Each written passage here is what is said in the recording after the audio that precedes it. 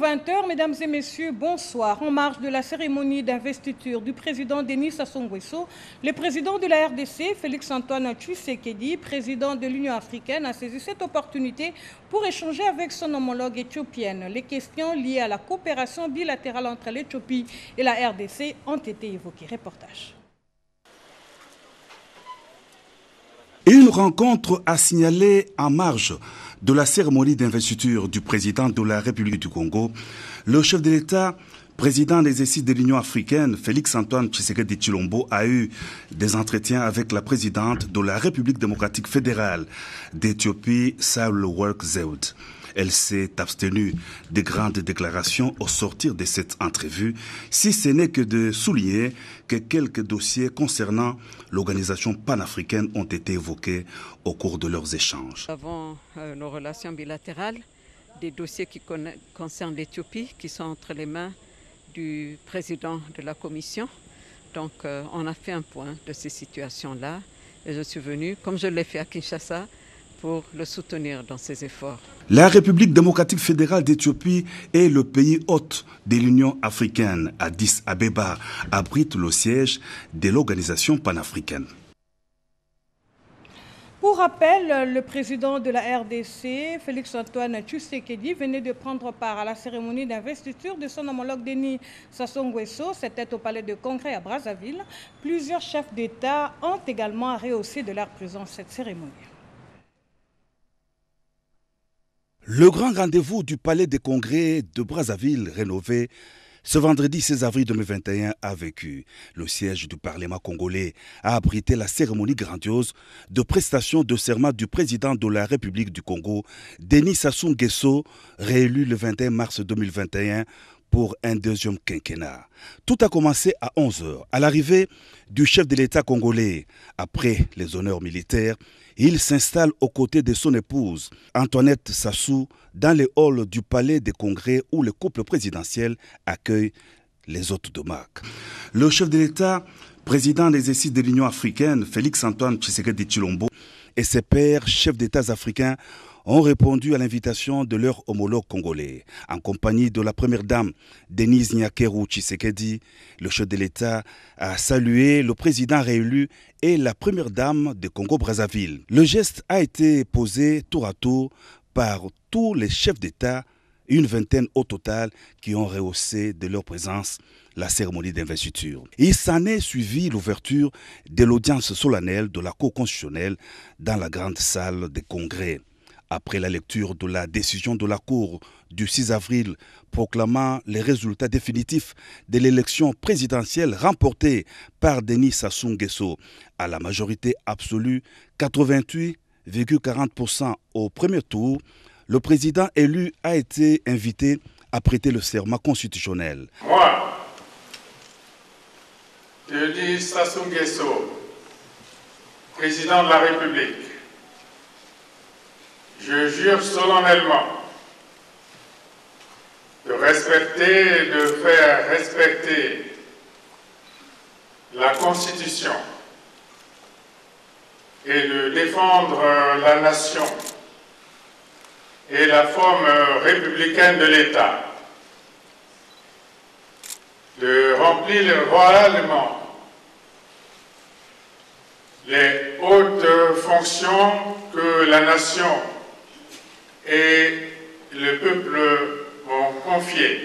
La Cour en a pris acte et l'a investi dans ses fonctions de président de la République du Congo pour un mandat de 5 ans. Dans son discours, Denis Sassou Nguesso s'est déclaré le président de tous les Congolais. Le peuple a opté pour la paix, la stabilité et le développement, a indiqué le président réélu, qui a pris l'engagement de mettre tout en œuvre pour répondre aux attentes de la population, en particulier de la jeunesse congolaise. Il a eu une pensée pieuse à l'endroit du candidat Guy Brice Parfait Kolela, emporté par le Covid-19, qui décime à travers le monde. Nonobstant les affres de cette pandémie que combat le Congo grâce notamment à la campagne de vaccination, le président Denis Sassou Nguesso a promis de poursuivre le processus de développement intégral de son pays avec son nouveau projet de société Ensemble, poursuivons la marche. Ce projet d'un État protecteur qui, dans la foulée, consolide la paix et l'unité nationale, la lutte contre la pauvreté et toutes les antivaleurs, la relance économique et qui donne la priorité à l'agriculture moderne, mécanisée pour l'indépendance alimentaire, à l'éducation, à la santé pour tous et à l'habitat. L'accent a été aussi mis sur l'environnement avec la revalorisation du bassin du Congo. La cérémonie d'investiture s'est terminée par une parade militaire ponctuée des 21 coups de canon.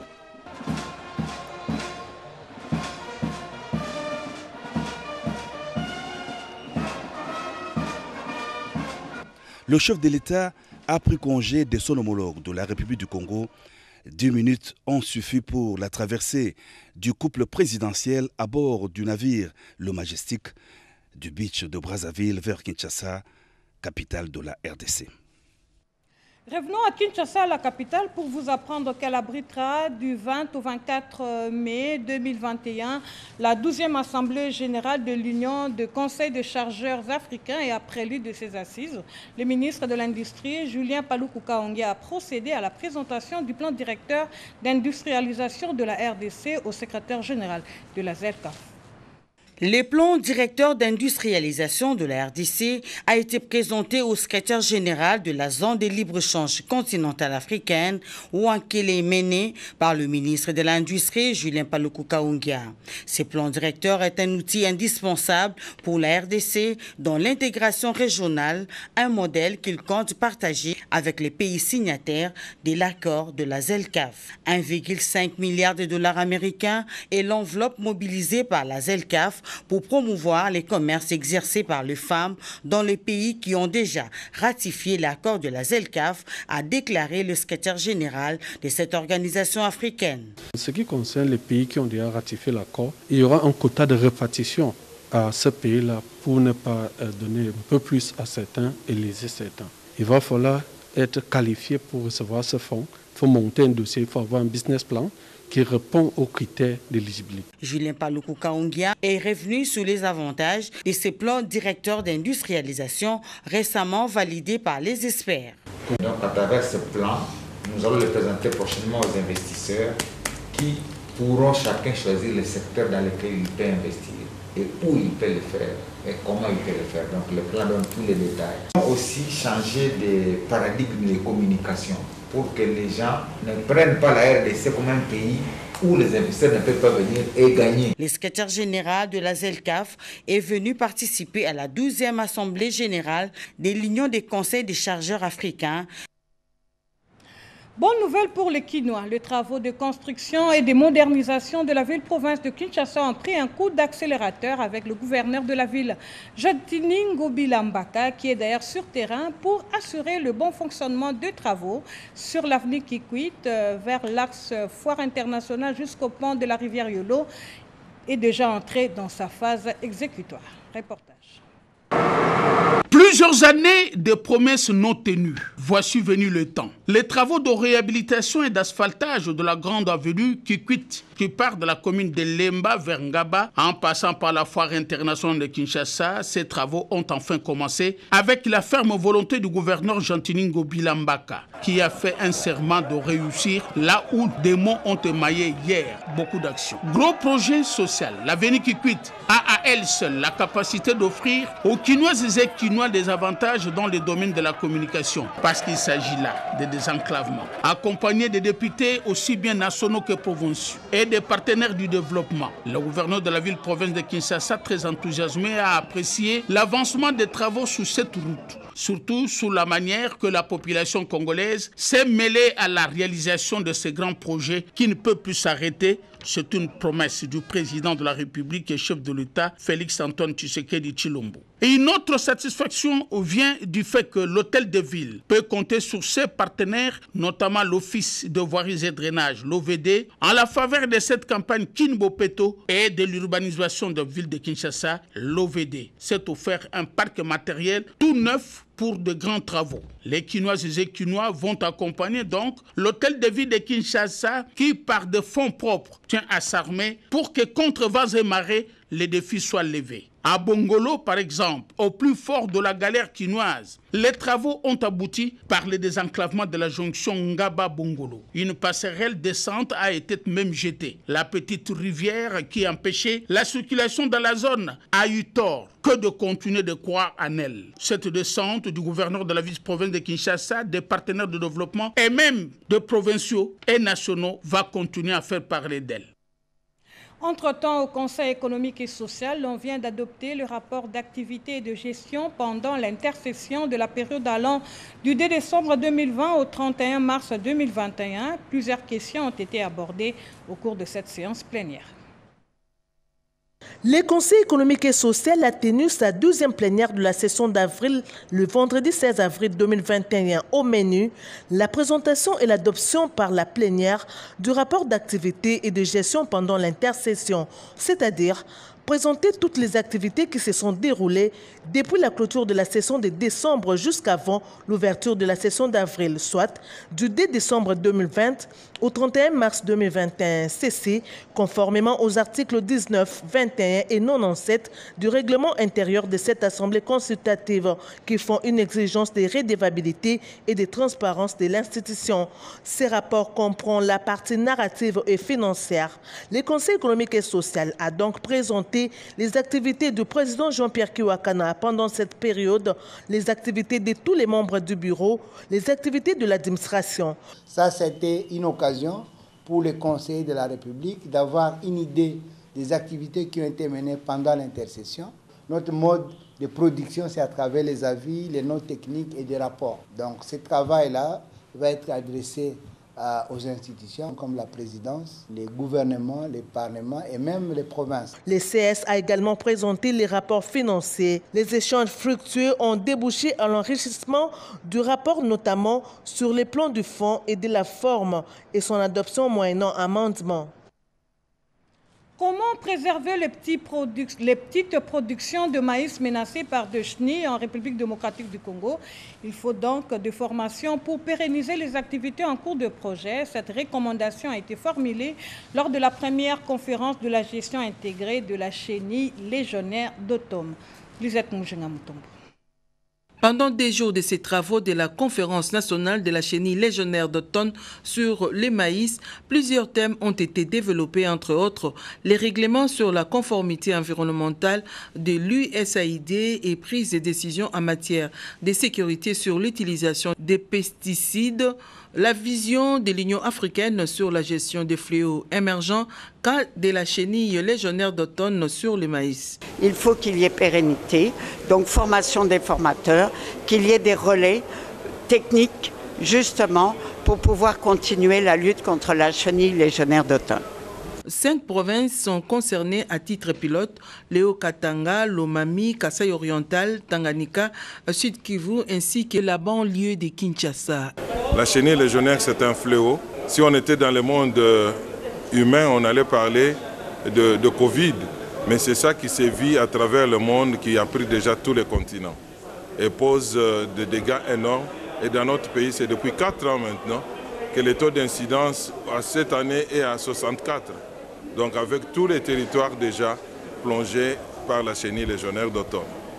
La gestion intégrée de la chenille légionnaire d'automne pour les petits producteurs de maïs en République démocratique du Congo nécessite une task force pour la lutte contre ces ravisseurs de maïs. Nous avons eu à nous réunir encore pour pouvoir mettre en place le task force qui puisse nous permettre de fédérer nos efforts en vue d'avoir les résultats qu'il nous faudra.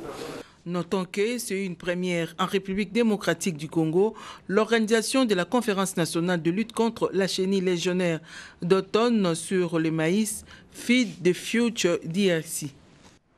Notez aussi que l'usine de captage d'eau de Njili subit d'intenses travaux et ce dans les soucis d'améliorer la desserte en eau au bénéfice des Quinois. Le directeur de production ville de Kinshasa de la Régie des eaux nous fait ici un état des lieux. Lancés il y a peu de jours, les travaux de construction des massifs, d'alignement et d'ajustement des nouvelles pompes à eau se poursuivent sans désemparés à l'usine de captage d'eau brute. L'électromécanicien de la Régie des eaux s'y attelle déjà pour la mise en place, pour favoriser la mise en service de ces nouveaux équipements, acquis sur financement du programme d'urgence des 100 premiers jours du chef de l'État Félix-Antoine Tshisekedi Tshilombo. Le comité de gestion, grâce au financement des 100 jours du chef de l'État, a décidé de payer 3 nouveaux groupes pour le captage. Les 2 premiers qui vont être installés, c'est le G7 et le G8 dont les travaux sont en cours. Il y a la pompe du G7 qui est déjà en train d'être fixée. C'est pour faire l'alignement. Comme ça, on va couler les massifs. Et dès que le massif est coulé, on va le mettre en service. Des travaux de maintenance préventive et curative s'effectuent dans d'autres salles afin de maintenir les machines en bon état. La complexité des systèmes de traitement de l'eau requiert des services techniques spécialisés du suivi la qualité de l'eau, a indiqué Marie-Anastasie Pata, chef des sections physico-chimie du laboratoire central, la Régie des eaux. Signalons que l'usine de traitement d'eau d'Endjili est la plus grande pourvoyeuse d'eau de la ville de Kinshasa. Elle fournit près de 60% de l'eau potable consommée dans la capitale. La réhabilitation de cette usine de traitement appelle forcément bien d'autres travaux additionnels. Le directeur général de la chaîne nationale, Ernest Kabila, séjourne dans le Haut-Katanga. Sur place, il a été reçu en audience par le gouverneur de province, Jacques Yaboula. Le gouverneur de province, Jacques Yaboula Katoué, a échangé avec le directeur général de la radio-télévision nationale congolaise, RTNC, Ernest Kabila, à la tête d'une forte délégation pour signer un contrat qui cadre avec la redevance audiovisuelle au profit de la RTNC. Et nous sommes venus à Lubumbashi en guise de signer un contrat avec l'autorité provinciale par rapport à la collecte de la redevance. Il a été disponible. Et nous venons de consulter une équipe qui va passer en revue les projets de contrat que nous lui avons proposés. Et nous pensons bien que le lundi, nous viendrons maintenant pour approuver le projet de contrat et le signer ensemble. Restons toujours dans le Haut-Katanga pour parler de la création du groupe 15 qui a pour objectif de réunir les énergies et conjuguer les efforts ensemble pour le bien-être des peuples de l'interland minier du Katanga méridional. Et la cérémonie de la sortie officielle et d'installation de cette plateforme a vécu à Lubumbashi. Unir les énergies et conjuguer les efforts ensemble pour le bien-être des peuples de l'interland minier du Katanga méridional est l'objectif de la création du G15, les groupes de 15 ethnies. La sortie officielle de cette méga plateforme socio-culturelle a eu lieu ce jeudi 15 avril 2020 à Kalobwe Lodge, dans le Haut-Katanga, en présence des notables, chefs traditionnels et autorités politico-administratives. C'est Madame Elise Kalassa, présidente, qui a motivé les raisons qui ont conduit à la création du G15, avant de présenter son comité. Le comité du G15 a été installé sur place et c'est Madame Immaculée Bagabé, commissaire en charge de la culture représentant du gouverneur du Haut-Katanga, qui en a pris acte. Que ça change, nous voulons absolument avoir des places de décision dans lesquelles nos fils et filles peuvent avoir pour construire effectivement les deux territoires de Lualaba et de Haut-Katanga. L'unité dans la cohésion. Désormais, ces peuples parlent le même langage. C'est un nouveau départ. Une force, si on le positive mieux, ça peut devenir une machine politique qui peut faire peur à toute la RDC. D'autant plus que toute la contribution financière de la RDC provient de cet espace. C'est un éveil. Les Loiseaux, Saint-Pierre ainsi que tous les autres peuples regroupés dans ces deux espaces sont décidés à se mettre debout ensemble. D'abord pour l'amélioration des conditions de vie de nos peuples qui vivent dans les milieux ruraux, parce que souvent ils sont mis à l'écart. La cérémonie s'est déroulée dans une ambiance de fête. Parlons aussi de la fondation Kassalou qui vient de voir le jour avec pour but de lutter contre les inégalités sociales du fait que la RDC est confrontée à un sérieux problème d'encadrement des enfants en rupture familiale. C'est une initiative de Mme Fanny Tshisekedi, fille aînée du chef de l'État, et la cérémonie d'inauguration a eu lieu ici à Kinshasa. Une association sans but lucratif d'encadrement des enfants orphelins et enfants à rupture familiale, communément appelés Chégué, et autres personnes vulnérables, afin qu'ils deviennent, dans l'avenir, utiles à eux-mêmes et à la société, vient de voir le jour en République démocratique du Congo. Il s'agit de la Fondation Kassalou, une structure à caractère culturel, social et éducatif, initiative d'une digne fille du pays, Madame Fanny Tshisekedi Tshilombo Kassalou, présidente de la fondation qui porte le nom de sa tendre grand-mère paternelle, Marthe Kassalou, épouse de l'ancien Premier ministre Étienne Tshisekedi Wamulumba, d'heureuse mémoire. La sortie officielle de cet asbel a eu lieu au cours d'une soirée officielle organisée jeudi 16 avril 2021 à Fleuve Congo Hotel à Kinshasa. Vous êtes peut-être témoin comme moi de ces enfants qui se feraient au quotidien un chemin au milieu de la circulation et quelquefois s'agrippent à l'arrière des véhicules. Ceux qui dorment sous la belle étoile jusqu'à ce jour dans les agglomérations du ronds-points. Ces milliers d'enfants en rupture familiale, vivant dans la rue sans surveillance, sans éducation, sans amour ni attention. Habitués à la violence et aux brutalités quotidiennes. C'est vrai qu'il y en a qui sont récupérés par des orphelinats, qui du reste travaillent avec des moyens très limités, mais il y a encore un grand nombre qui sombrent dans le décombre de l'oubli et de l'indifférence.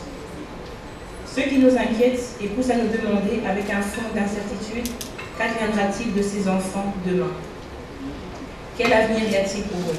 C'était une occasion de lancer un appel de fonds aux personnes morales et physiques de bonne foi, ainsi que d'autres donateurs qui ont d'ailleurs souscrit pour soutenir la réalisation des projets sociaux de la Fondation Kassalou. Prenant la parole à son tour, Madame Béatrice Andrick, secrétaire générale de la FOCAS, a présenté, projection de la maquette à l'appui, les différents projets subdivisés en 3 pôles. D'abord, l'orphelinat et les centres d'hébergement, ensuite l'école et les centres de formation de métiers, et enfin le centre de santé et l'espace pour activités agricoles. Comme à son ouverture, cette soirée haute en couleurs, agrémentée par la chorale Luc Gillon, s'est clôturée par une prière de bénédiction dite par le pasteur Jacques Kambala.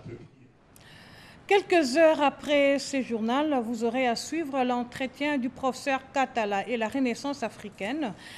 Avant d'en arriver là, en voici d'abord un extrait. Et de tout ce que nous avons vécu, nous avons compris qu'il y a un certain nombre de valeurs, de normes qui nous conduisent aujourd'hui à repenser notre destin et à dire vers où nous voulons aller, c'est que nous devons vivre aujourd'hui dans le concert des nations. C'est ce projet-là que j'ai voulu expliciter et dont j'essaie de parler surtout avec les nouvelles générations, que nous sortons du paradigme de la défaite qui a caractérisé notre histoire depuis 5 siècles déjà, pour entrer dans un nouveau paradigme qui est le nôtre, qui est le paradigme de la Renaissance africaine. Et dans ce nouveau paradigme, il faudrait maintenant parler de nous comme nous nous voyons nous-mêmes, avec optimisme, avec volonté de changement et surtout avec la capacité de montrer que nous avons les ressources nécessaires pour accomplir ces projets. Changer de regard sur nous-mêmes, changer de discours sur nous-mêmes et parler de telle manière qu'on comprenne que nous ne reprenons pas sur nous les clichés que les autres ont construits.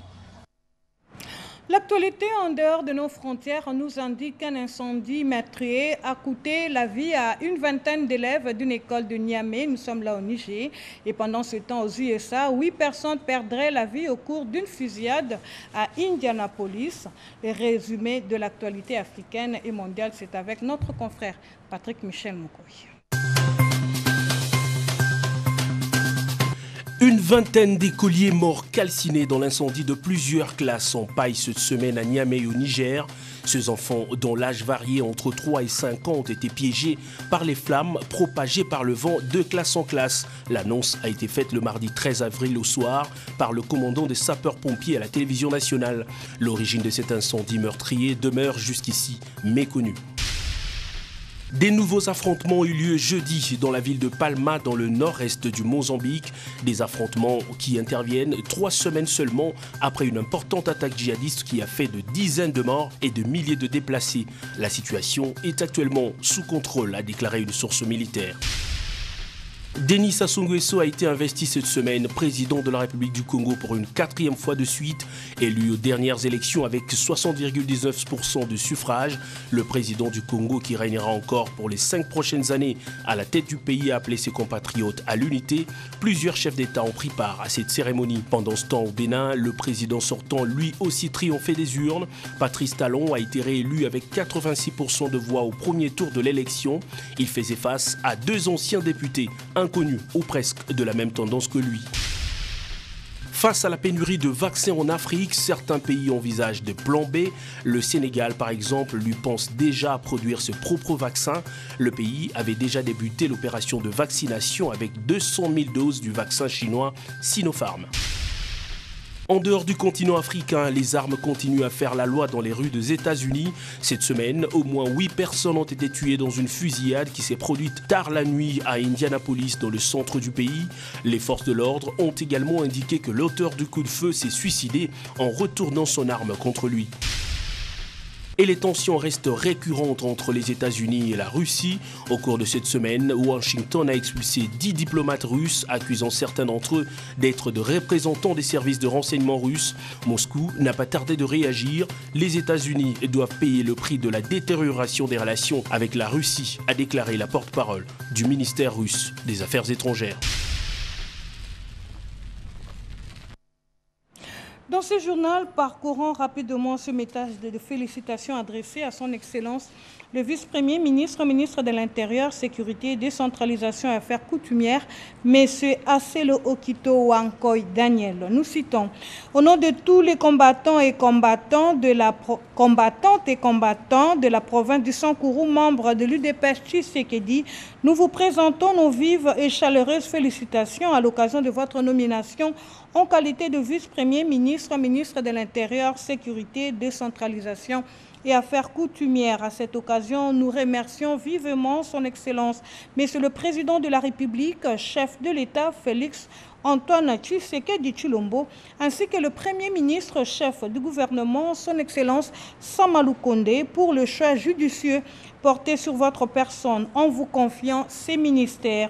Par ailleurs, nos remerciements s'adressent autant à la haute hiérarchie de notre cher parti, l'UDPS Tshisekedi, en l'occurrence le président ad intérim, l'honorable premier vice-président de l'Assemblée nationale, Jean-Marc Kabound, et le secrétaire général Augustin Kabouya, pour avoir soutenu votre candidature. Tout en implorant l'Éternel de vous entourer de sa grâce, tout l'UDPS Sankourou est mobilisé pour vous accompagner dans vos lourdes responsabilités afin que vous puissiez mériter de la confiance placée en votre personne par le premier citoyen du pays dans sa quête de traduire en action et dans les faits le credo. Les peuples d'abord, ce communiqué de l'UDPS Sankourou a été signé par les notables Émile Aselo-Otto, Norbert Yamba Choukou, Prof. Pierre Lohorola. Un autre communiqué nécrologique avant de boucler cette édition du journal. Monsieur Saïman Boulaboula, professeur émérite à l'Université de Kinshasa, membre de la clinique environnementale pour le développement durable de la francophonie. Monsieur Osokuma Médard Boulaboula, agrégé de médecine à l'Université de Kinshasa. Monsieur Paul Boulaboula, journaliste à Bruxelles, Belgique, et toute la famille Boulaboula ont la douleur d'annoncer aux frères, amis, connaissances et collègues les décès de leur maman Anne Moukiti Usowen, ancienne institutrice survenue à Kinshasa le 16 avril 2021 à la suite d'une longue maladie dans son 91e année. Les obsèques de la disparue ont lieu dans l'intimité familiale et le respect de gestes barrières sanitaires. L'inhumation du défunt aura lieu au courant de la semaine du 19 avril 2021. Que l'âme de maman Anna Moukouti repose en paix et que la terre de nos ancêtres lui soit douce et légère. Mesdames et messieurs, c'est par cette note triste que nous mettions un terme à cette édition du journal. Merci de nous avoir suivis. Bonsoir et bon week-end chez vous.